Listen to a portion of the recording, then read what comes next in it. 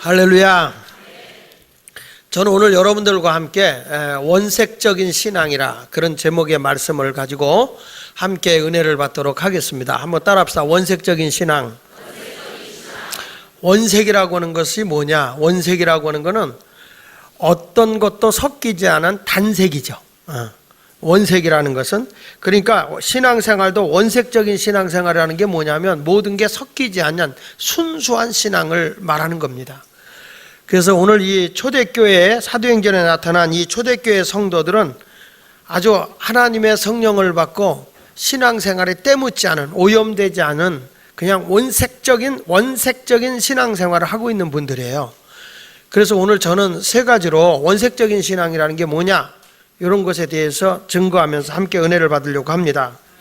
여기 첫째로 성령을 받고 나서 그 믿지 않는 사람들, 다시 말하면 각 도에 살고 있는, 각 지방에 살고 있던 사람들이 예루살렘의 오순절의 명절을 지키기 위해서, 저들이 맥추절이죠, 지금으로 하면 맥추절, 그걸 지키기 위해서 다 예루살렘에 와 있는 거예요. 각 도에 있고 각 지방에 있고 각 나라 언어들을 쓰고 있는 예수 믿는 사람들이 그곳에 다 모여 있었어요. 근데 성령을 받고 났는데 이 사람들이 각 나라 각 도의 언어를 쓰는 거예요.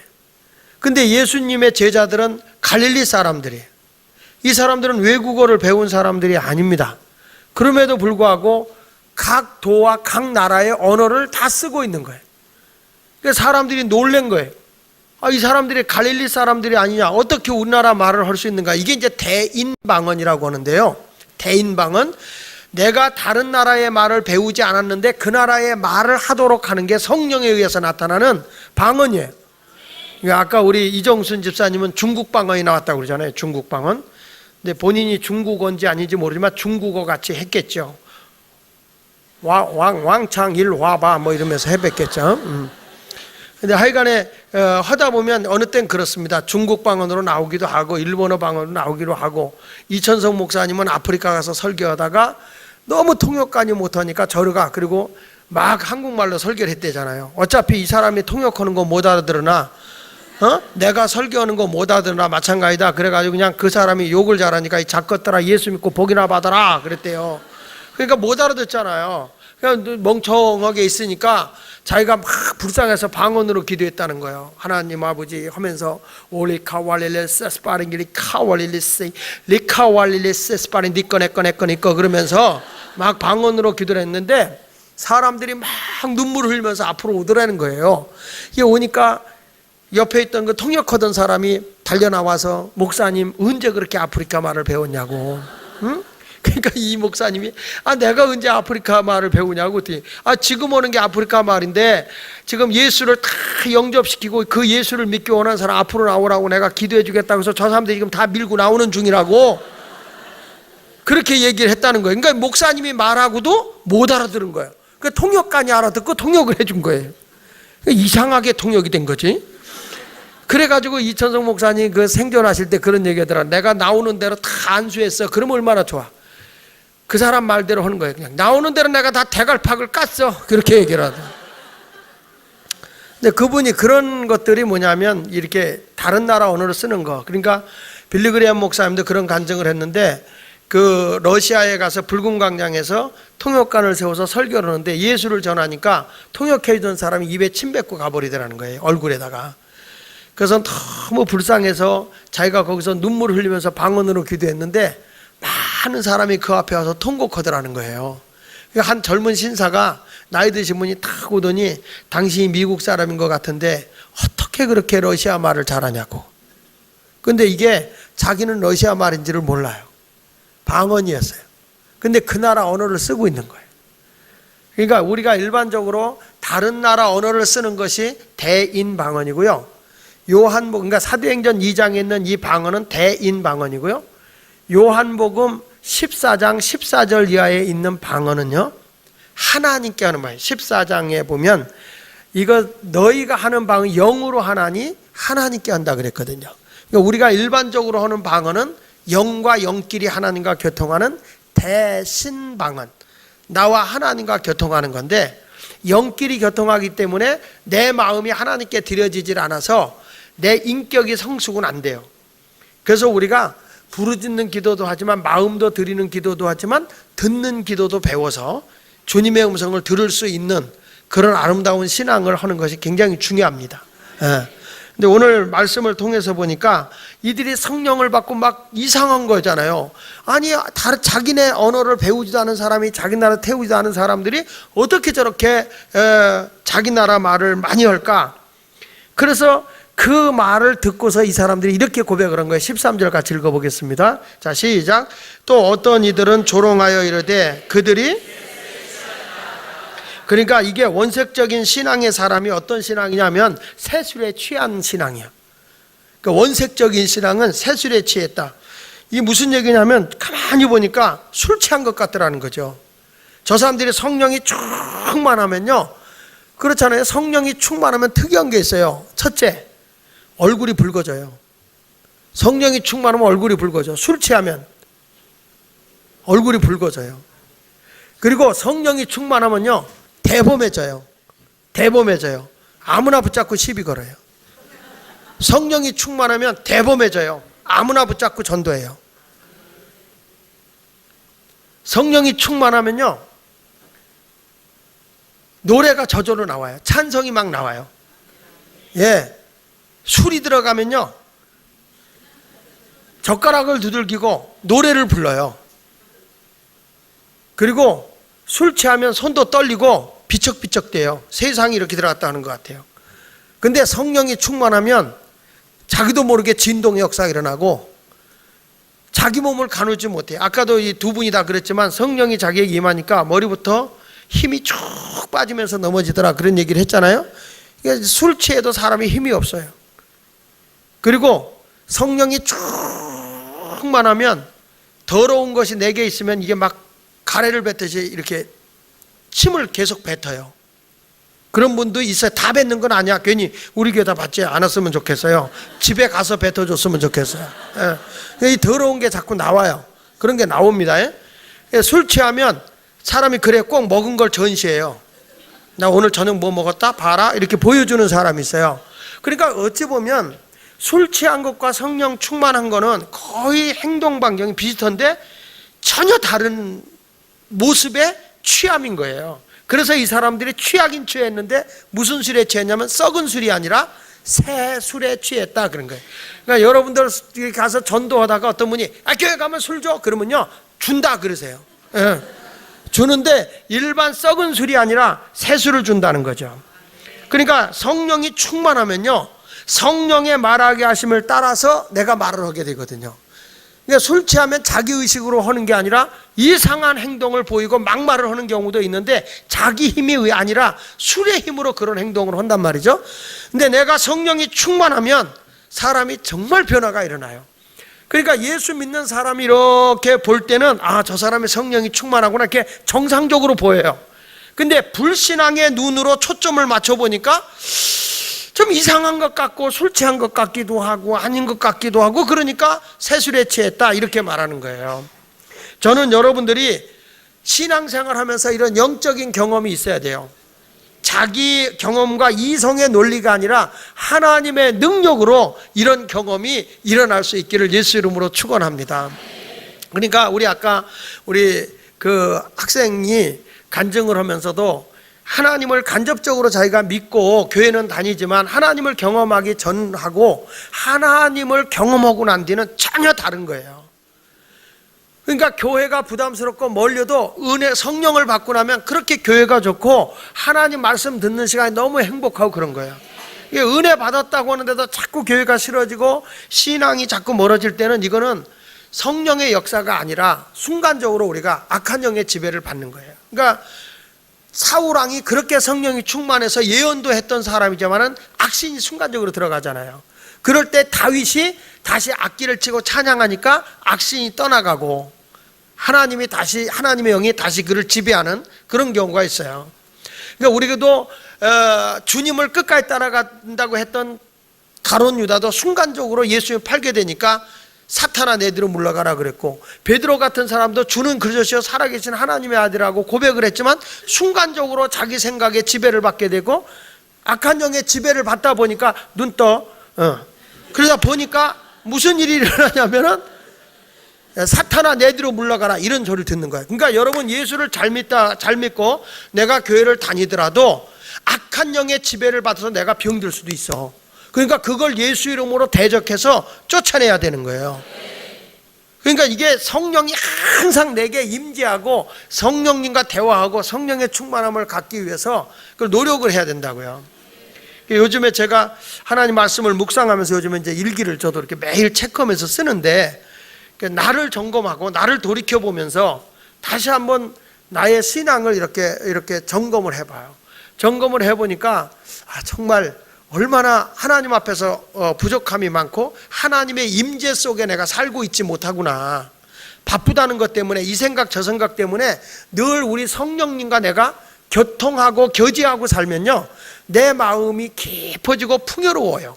행복해요. 기뻐요. 여러분 모두도 그런 아름다운 신앙을 갖고 주님의 뜻을 따라 살아갈 수 있기를 바랍니다. 그래서 우리가 성령에 충만해서 사람들이 저 사람 세술에 취했어 이 정도로 성령이 충만한 사람이 됐으면 좋겠어요. 성경의 에스겔서 47장에 보면은 하나님께서 에스겔이 기도하고 있는데 에스겔이 환상을 보여줘. 그게 뭐냐면 하나님의 성전에서부터 물이 졸졸졸 흐르더니 그게 시냇물로 흘러가. 시냇물을 흐르더니 그게 흘러서 강이 되는 거예요. 강이 돼서 막 흐르더니 강물이 흘러서 바다로 흘러가는 겁니다. 그걸 하나님이 에스겔에게 보여주더니 에스겔아 내가 천척을 청량해서 앞으로 나가봐라. 그래서 앞으로 나갔더니 발목에 오르고 다시 천척을 더 청량하고 나가라. 이게 한 척이 요 팔꿈치에서 요 중지 끝이 한 척이거든요. 다시 일천척을 청량하고 앞으로 가라. 갔더니 물이 무릎에 올라오고 다시 일천척을 더 청량하라 청량했더니 허리에 올라오고 다시 일천척을 청량하라 그랬더니 물이 넘쳐서 헤어말 물이 되었다. 이런 얘기를 하면서 그 물이 흘러서 바다에 갔더니 바닷물이 소송함을 얻어서 물고기들이 살아나고 엔게디에서부터 그라다인까지 어부들이 쓰고 그물이 쳐졌더라. 이게 뭐냐면 초대교회 성령의 역사가 세계적으로 확산돼서 영혼들이 살아나고 그것에 하나님의 교회가 세워져서 많은 영혼이 하나님의 전으로 오게 될 거라는 것을 가르쳐주고 있는 거예요. 그래서 여러분들이 교회 생활하면서 어떤 성도들이 되냐면 첫째가 일천척을 청량하는 발목신자가 있어요. 무슨 신자? 그 에스겔서 47장 3절에 보면요 같이 읽어볼게요. 시작. 그 사람이 손에 줄을 잡고 동쪽으로 나아가며 천척을 청량한 후에 내가 그 물을 건너게 하시. 물이 어디에 올라오고? 이게 뭐냐면 발목에 올라왔다는 건 물이라는 건 성령을 의미하는 거예요. 내가 은혜를 받는데 발목에까지 여러분 은혜가 와야 성령이 발목에까지 와야 교회 열심히 다닙니다. 이게요 발목에 성령이 안 오면 교회 오는 게 진짜 힘들어요. 근데 은혜가 발목까지만 오면요 술 마셔도 교회 와요. 담배 피면서도 교회 와요. 그것도 은혜야. 교회 와서 졸망정 오는 자체는 안 빠지고 오는 거예요. 이게 발목의 은혜예요. 그러니까 성경에 보면 그 사도행전 3장 1절에 앉은뱅이가 있잖아요. 그 앉은뱅이가 발목에 힘이 오기 전까지는 성전 밖 미문에 앉아 있었어요. 근데 이 사람이 발목에 힘을 얻자마자 어디로 뛰어들어가냐면 성전으로 뛰어들어가요. 발목에 힘을 얻자마자. 그러니까 여러분들이 성전에 들어온다는 게 뭐냐 그러면 발목신자. 그러니까 교회에 와서 아유 목사님 저 사람 변화되지 않고요, 아유 교회 왔는데 여기다 주머니에다 그냥 여기 태우는 거 이렇게 갖고 오고 아유 목사님 은혜가 안 돼요. 여러분 완벽한 사람만 올 것 같으면 뭐하러 교회가 있어? 천국이 와버리지. 그런 분들이 와서 변화 일어나야 되고, 그러니까 교회는 뭐냐? 온다는 자체가 은혜야. 그러니까 이 아내들도 그런 분 있어요. 남편이 술 먹고 입에 술 냄새 풍기면 당신 오지마, 창피해 죽겠어, 오지마. 이거 안 돼요. 괜찮아 가, 근데 주정만 하지마, 이래야 돼요. 목사님 설교할 때 주정만 하지 말고 그냥 앉아있어. 근데 교회 오는 자체가 은혜인데 가랑비에 옷 젖는다고요? 이슬비 같은 게 내리면서 젖어들거든요. 그러니까 교회 다니는 은혜가 무슨 은혜냐? 발목 은혜다 이거예요. 다시 천척을 청량하라고 청량을 하니까 무릎에 온 거예요. 이게 교회 와라 그래도 뭐 발목 신자는 절대 처리하기도 않아요. 왜냐하면 은혜가 무릎에 안 왔기 때문에 절대 무릎 안 꿇어요. 에이 뭐 기도 온다고 돼? 다 내가 노력해서 되는 거지. 아프면 병원 가면 되지. 뭐 교회 가서 고쳐주세요, 고쳐주세요. 그리고 앉았냐? 이 무릎이 안 오는 거예요. 무릎이. 예수님이요, 예수님이 산으로 기도하러 갔을 때 제자들은 배 타고 항해하고 갑니다. 왜 그래요? 무릎에 발목까지는 힘이 와서 예수님은 쫓아가는데 무릎에 힘이 안 오니까 기도의 자리에 안 가는 거예요. 교회도요, 그런 분들 많아요. 교회 장로님이 돼도 무릎에 은혜 못 온 분 있어요. 기도 자리는 안 와요. 여러분들 저렇게 기도의 자리에 온 건 무릎에 은혜가 온 거야. 그렇게 아멘 해가지고 되나? 에스겔서 47장 4절 상반절에 보니까 다시 천척을 측량하고 내게 물을 건너게. 물이 어디에 올라오고? 뭘 허리요? 뭐 무릎도 안 지나서 허리가 오네 이 동네에. 성질도 어지간히 급해. 구열모 권사님이 그러지 지금. 응? 그러니까 무릎을 꿇어야 돼. 그래서 이 무릎이 온다는 건 기도예요. 그래서 성경에 열왕기상 8장 54절에 보면 솔로몬이 무릎을 꿇고 손을 펴서 하늘을 향하여 이 기도와 간구로 여호와께 아뢰기를 마치고, 그렇죠? 무릎을 꿇는다는 게 뭐냐면 기도의 사람이 됐다 그 말이에요. 기도의 사람. 또 열왕기상 19장 18절에도 보니까 그러나 내가 이스라엘 가운데 7,000명을 남기리니 다 바알에게 무릎을 꿇지 아니하고 다 바알에게 입맞추지 아니한 자. 그러니까 무릎이라는 건 뭘 가리키기도 하냐면 우상 앞에 무릎 꿇으면 안 되지만 하나님 앞에는 무릎 꿇는 자가 이기는 거예요. 그러니까 우리가 무릎은 아무데나 꿇는다고 되는 게 아니에요. 세상에 무릎 꿇어서 안 되고요, 세상의 죄악에 무릎을 꿇어서는 안 돼. 하나님 앞에서만 기도할 때 무릎 꿇으세요. 할렐루야. 그리고 시편 95편 6절에도 보니까 이렇게 말하는 거야. 다 같이 읽어보세요. 시작. 오라 우리가 굽혀 경배하며 우리를 지으신 여호와 앞에 뭘 꿇자? 누구 앞에 무릎을 꿇어? 그럼요, 사람 앞에 무릎 꿇을 필요는 없어. 우상 앞에 무릎 꿇을 필요는 없어요. 누구 앞에? 여호와 앞에. 여러분, 우리가 알듯이 그 전에 우리나라 국방부 장관이 북한에 가가지고 김정일이 앞에서 꼿꼿 했다고 그렇게 인정받아서 뭐가 됐어요? 국회의원 되고 지금 뭐가 됐어요? 그분이 장관 되지 않았어요 지금? 꼿꼿한 사람 몰라요? 죄송해요, 모르는데 내가 그걸 해서 죄송해요. 그러니까 무릎을 꿇을 때 가서 꿇어야지 안 꿇을 때 가서 꿇으면 안 돼요. 그러니까 우리가 하나님 앞에는 무릎을 꿇자는 거죠. 사도행전 9장 40절에도 보니까 베드로가 사람을 다 내보내고 뭘 꿇고? 무릎을 꿇고 뭐 하고?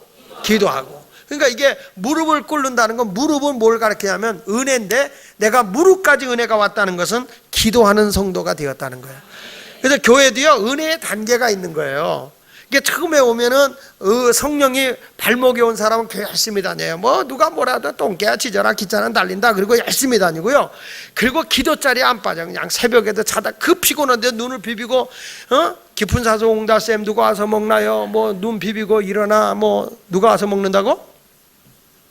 새벽에 토끼가 눈 비비고 일어나. 그런 모습으로 여러분이 하나님 앞에 와서 치아 하고 기도하고 간단 말이죠. 그것도 은혜입니다. 할렐루야. 그 다음에 이제 다시 일천척을 측량하래요. 그 7절 에스겔서 47장 4절 하반절에 보니까 다시 천척을 측량하고 내게 물을 건너게 하시니 물이 어디에 올라오고? 물이 어디에 올라와? 허리에 올라왔다. 이 허리는 뭘 의미하냐면 사명을 가진 신앙의 사람을 얘기하는 거예요. 허리가 사람 다치면 아무것도 못하잖아요. 허리는 힘이에요. 그래서 사명자는 허리에 띠를 띈 자예요. 성경에 보면 사명을 가진 사람은 허리를 띠더라고요. 여러분들도 교회 이렇게 다니다 보면은 하나님이 이제 사명을 줘요. 사명을 줘. 사명을 줘. 집사도 되고 권사님도 되고 장로도 돼요. 그러니까 무릎 기도하면 열심히 하니까 기도 생활하니까 사명을 줘요. 그렇지만 잘 들어야 돼요. 사명을 받았어도 아직 다리는 땅에 붙어 있기 때문에 우리가 사람으로 인해서 시험 들 때가 많아요. 사람으로 인해서. 왜냐하면 아직도 땅에 붙어 있기 때문에. 근데 사명을 가진 자가 어떤 모습으로 가져야 되냐면은 성경에 보니까 겸손의 허리띠를 띠라는 거예요. 겸손의 허리띠. 그러니까 항상 겸손해야 돼. 내가 살아 움직이려고 그러면 스스로 내가 시험 들어. 내가 상처받고. 왜 내 말을 안 들어? 왜 내 뜻대로 안 돼? 이렇게 해서 스스로 상처받아. 그러니까 항상 우리가 이 허리에서 한 단계 더 올라가야 돼요.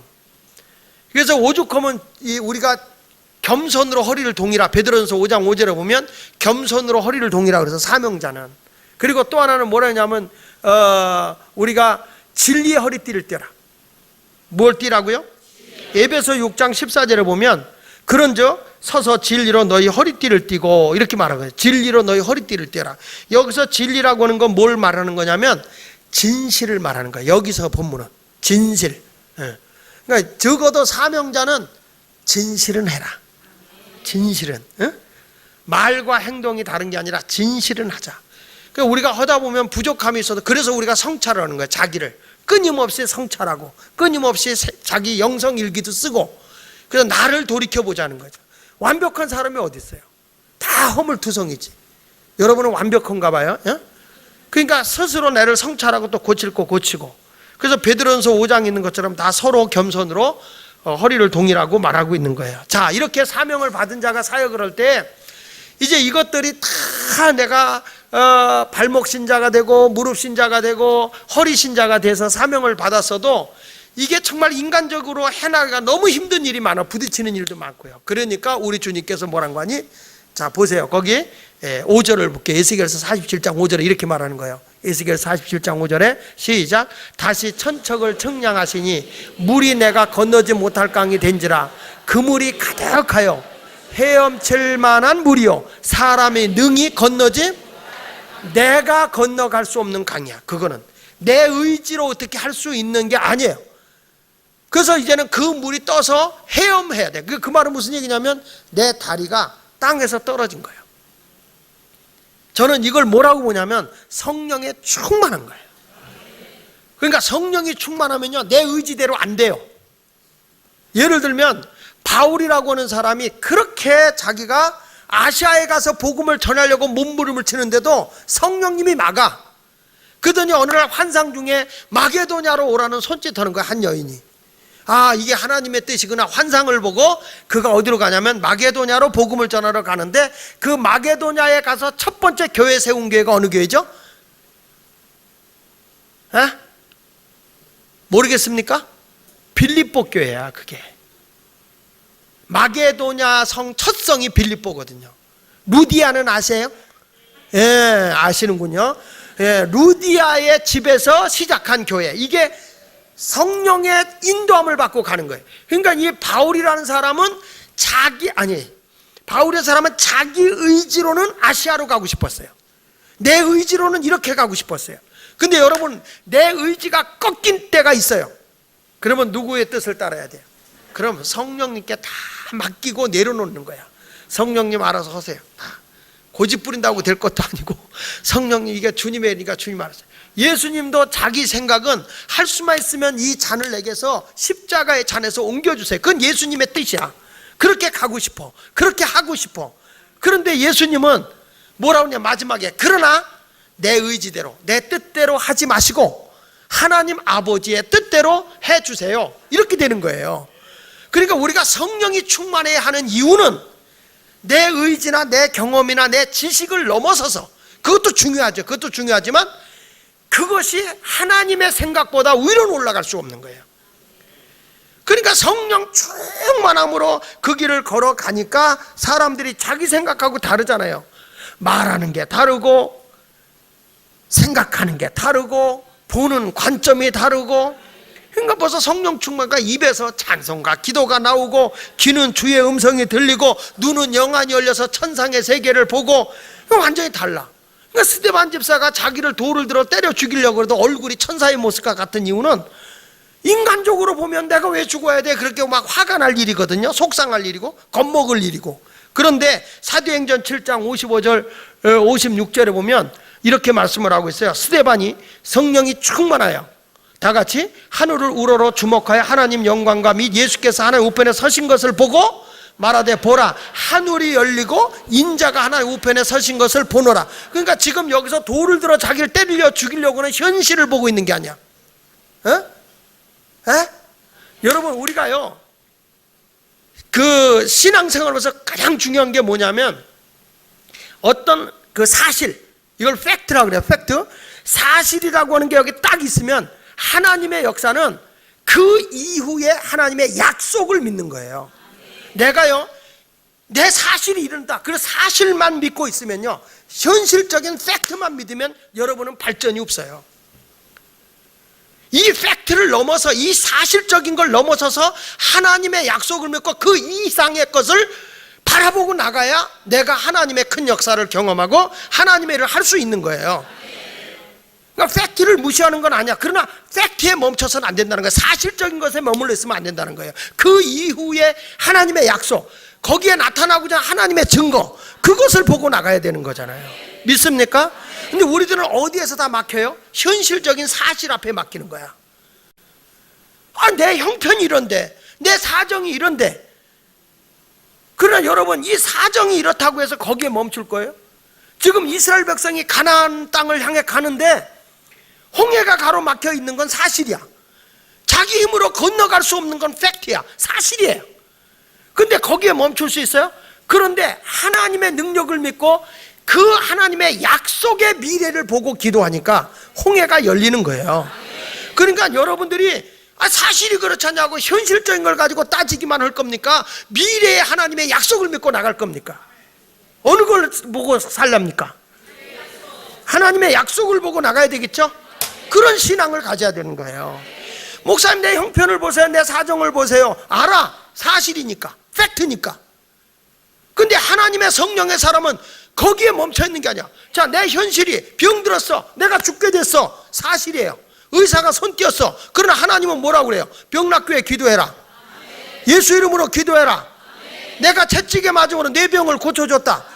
그러면 예수님의 말씀을 믿고 그 하나님의 약속을 믿고 그리고 믿음으로 기도하고 나갈 때 역사와 능력이 나타나는 것이지, 현재 내가 죽을 뻔했고 사람으로 할 수 없는 거야 라고 거기서 딱 멈춰버리고 절망하는 순간 내 인생은 끝나는 거다 이 말이야. 그렇게 신앙생활 하면은 우리가 어찌 그리스도인이라 얘기할 수 있냐 이 말이에요. 그러니까 기독교인들은 현실을 넘어서서 미래를 보고 나가기 때문에 저 사람들은 술 취했다, 술은 술인데 새술에 취했다, 이런 소리를 듣는 거예요. 이게 원색적인 신앙인 거예요. 어떤 사람이 와서 야, 네 꼬라지를 봐라, 네 꼬라지 봐, 너 같은 게 뭘 하냐. 사실이야, 사실이야. 그래서 실망할 거예요? 그래서 주저앉을 거예요? 왜 얼굴들이 그래? 에? 그래서 나는 더 노력할 거예요. 그래서 나는 하나님의 약속을 믿고 믿는 자에게는 능치 못함이 없고, 구하면 주시고 찾으면 만나 주시고 두드리면 열어주시고, 환난 날에 너는 나를 부르라, 그러면 내가 응답해 주마. 하나님의 약속을 믿고 팩트를 넘어서야지. 현실의 사실적인 것만 묶여가지고 아무것도 한 발짝도 못 나가면 여러분들이 무슨 성공자가 될 수 있겠어요? 그게 무슨 신앙이야? 그게 무슨 하나님께 영광이 되는 삶이야? 그게 아니에요. 그런 신앙 가져서는 안 돼요. 있을 수 없는데 우리는 하나님의 약속을 믿고 나가는 거예요. 그러니까 모세가 막 하나님 앞에 기도하니까, 야 모세야, 너는 왜 내게 기도하고 있어? 내가 네 지팡이 들면 내가 역사한다고 그랬잖아. 지팡이를 들고 나가. 그래서 모세가 지팡이를 드니까 하나님이 홍해를 쫙 갈라놓고 이스라엘 백성 건너가잖아요. 사실 앞에 주저앉은 사람은 아무것도 못해. 그게 여러분과 저하고 조금 달라. 그래서 누가 사실이 그렇지 않습니까? 그러면 그렇습니다, 그러세요. 그래서 어쩌자는 겁니까? 사실 앞에 주저앉겠습니까? 여러분 빚졌어요. 어려워요. 현실이 그래요. 팩트예요. 더 살 까망이 없다. 그래서 한강대학에 입학하겠습니까?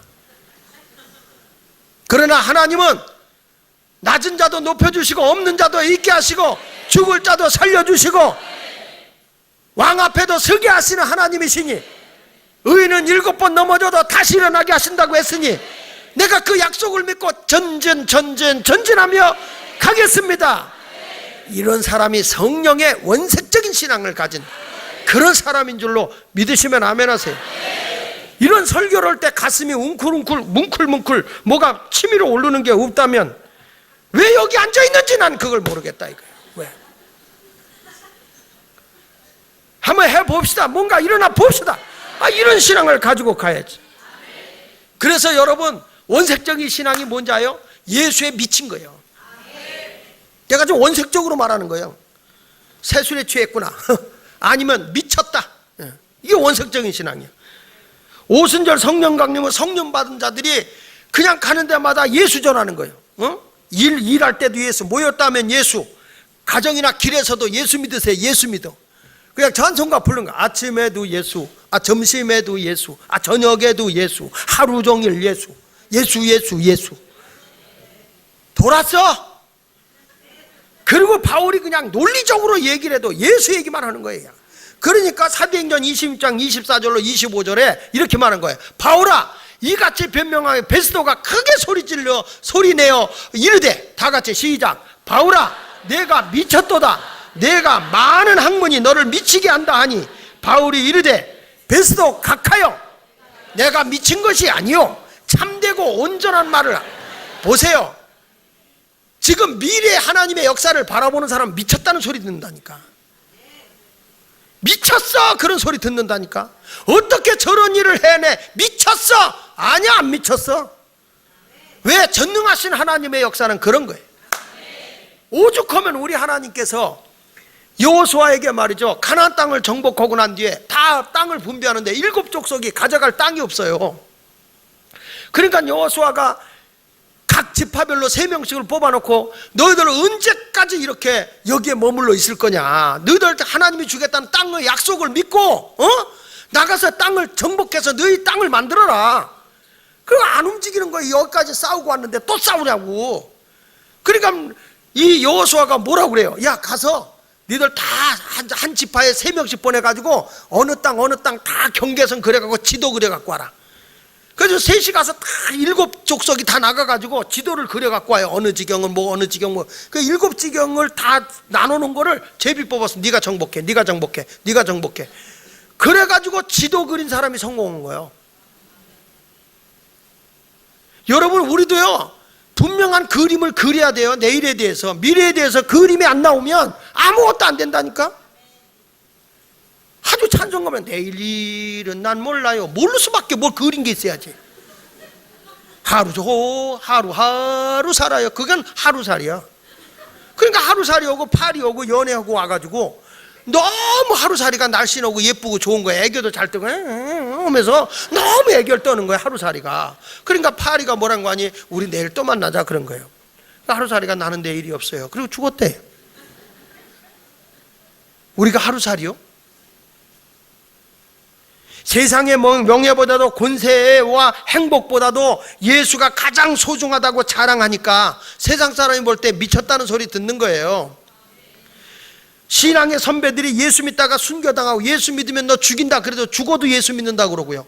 예수 전하다가 핍박을 당하고 감옥에 갇히고 그래도 예수 믿고요. 예수 앞에 내가 너희들이 정말로 우상 앞에 한 번만 절하면 살려준다 그래도, 사자굴 속에 앉는다 그래도 하나님만을 믿겠다고 그러고 사자굴 속에 들어가고 풀무불 속에 들어가잖아요. 이 일반적인 사람이 볼 때 그 미친 거지. 이게 정상적인 거예요. 어떻게 사자굴에 들어가겠다고, 하나님 믿겠다고 사자굴에 들어가. 그런데 그렇게 미쳤다는 소리를 듣는 게 원색적인 신앙인 거예요. 여러분, 그런 사람이죠? 왜 대답이 들어가요? 이렇게 심야기도 와가지고 막 기도하면 저 믿지 않는 사람들이, 자, 예수 마을 교인들 다 미쳤다, 다 미쳤어. 제 아우 목사도 그러더라고요. 형, 이번 추석 때 교인들 철야기도 해? 하지. 우리는 안 해. 왜? 추석 때 명절 쉬어야지. 야, 그건 사람이 명절 쉬는 거지 하나님이 명절 쉬냐? 난 이제까지 33년 목회하는 동안에 명절날 쉰 적이 없다. 한 명이 와도 난 철야기도 한다. 오갈 데 없는 사람 그나마 철야기도도 못 오면 무슨 낙수로 사냐? 응?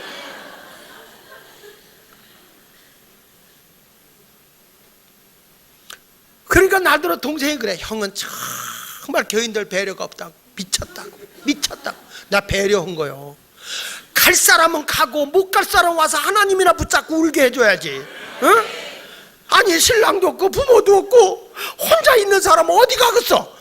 아버지 앞에 와서는 아버지 외로워요, 적적해요. 그래서 적적 빨아먹는 거예요. 애기들이 손가락 빨 때는 엄마 사랑이 그리워서 쩍쩍 빨어. 그다 사랑해서 담배를 쩍쩍 빨어. 그다 안 되면 여자 입을 쩍쩍 빨어. 그다 안 되면 할머니들이 못 빨어. 에? 사탕 빨어. 사람이야 척척한 거예요. 그러니까 오늘도 여러분이 어떤 사람이냐 미쳤다는 소리를 들어도 정말 그런 신앙 열정을 가지고 나갔으면 좋겠어요. 그러니까 원색적인 신앙은 제가 얘기했지만 세술에 취한 것과 같고, 원색적인 신앙은 미쳤다는 소리 질 정도로 열정이 있고요. 그 다음에 원색적인 신앙은 뭐냐면 따라합시다. 천하를 어지럽히는 자들이다. 쉽게 말하면 이석기다.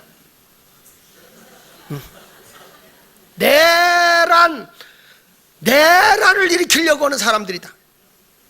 성경의 사도행전 17장 6절로 7절에 보니까 시작. 발견하지 못하며 야손과 및 형제들을 끌고 읍장들 앞에 가서 소리 질러 이르되 천하를 어지럽게 하던 이 사람들이 여기도 이름에 야손이 그들을 맞아 들였도다. 이 사람들이 다 가이사의 명을 거역하여 말하되 다른 임금 곧 예수라 하는 이가 있다 하더이다. 이 사람들 그런 게 아니잖아요. 영적으로 우리 주님이 만왕의 왕 만주의 주라고 그랬는데 가이사를 무너뜨리고 자기들의 임금이 있다. 천하를 어지럽히는 내란 죄목을 가지고 있는 사람들이다.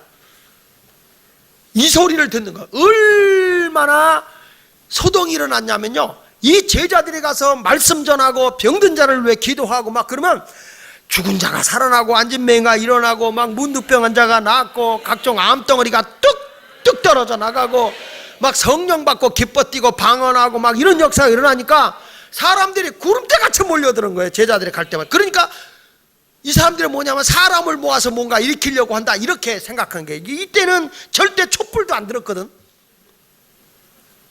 그런데도 성령이 역사하니까 사람들이 뭐라고 이거는 천하를 어지럽히는 자다 이렇게 해가지고 막 누명을 뒤집어 씌우는 거예요.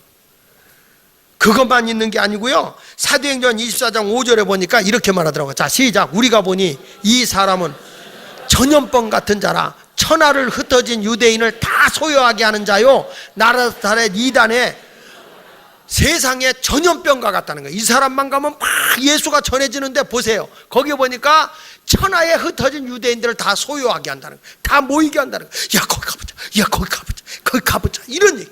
예수마을교회 가보자. 그냥 철야기도 가보자. 펜스 쳐놨는데 그까짓 아무것도 아니더라. 가보자. 이렇게 무슨 소요가 일어나야지. 저는 그런 역사가 일어나길 바라요. 성령의 역사로. 초대교회와 같이 그런 성령의 역사가. 믿습니까? 그러니까 사람들이 저들이 세술에 취했다, 미쳤다, 천하를 유혹하는 자다 이렇게 얘기를 해도 저 사람들은 하나님의 능력을 믿고 나가는 거예요. 원색적인 신앙은요 이렇게 뭔가 막 확 변화가 일어나는 겁니다. 그래서 여러분들이 이번 수련회도 갔다 오시고 또 이제 여름이 다 거의 지나가 이제 선선해지기 시작하니까 그동안엔 더워서 열받았잖아요. 전기도 모자라고 뭐 에어컨도 그냥 잘 안 나오는 데서 얼마나 더웠어요. 그러나 이제부터는 내가 원색적인 신앙인이 되어져서 하나님을 경험하고 막 그런 능력을 갖고 여러분들도 병든 자를 위해 기도하면 병든 자가 낫고 하나님을 만나는 그런 여러분이 되시길 예수 이름으로 축원합니다. 그래서 사람들에게 한번 좀 세술에 취했다, 미쳤다, 저 사람은 천하를 아주 그냥 소란케 하는 사람이 천하를 꿰는 자다 할 정도로 여러분들을 통해서 수많은 영혼들이 전도되어지는 그런 역사가 일어날 수 있기를 바랍니다. 그래서 오늘 결론은 현실에 안주하지 말자. 현실로 하나님의 약속을 믿고 전진해 가자. 그러면 여러분들에게 하나님의 큰 역사가 일어날 줄로 믿습니다. 자, 다시 말합니다. 지금 현실적인 거를 보지 마세요. 하나님의 약속을 바라보고 전진해 나갈 수 있는 성도가 되시기를 축원합니다. 할렐루야. 우리 찬송 한 장 부르면서 우리 선교를 위해서 봉헌하는 시간을 갖도록 하겠습니다.